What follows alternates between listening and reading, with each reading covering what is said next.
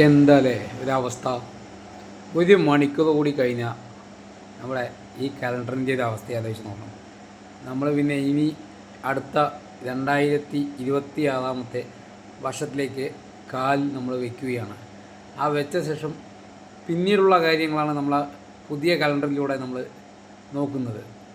പക്ഷേ ആ പഴയ കലണ്ടർ നമ്മൾ ഒരു വർഷം പൊന്നു പോലെ നമ്മൾ സൂക്ഷിച്ച കലണ്ടറാണ്.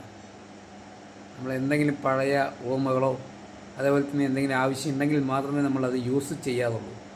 പക്ഷേ ഇന്നത്തെ കാലഘട്ടത്തിൽ മനുഷ്യരുടെ അവസ്ഥയും അതുതന്നെയാണ്.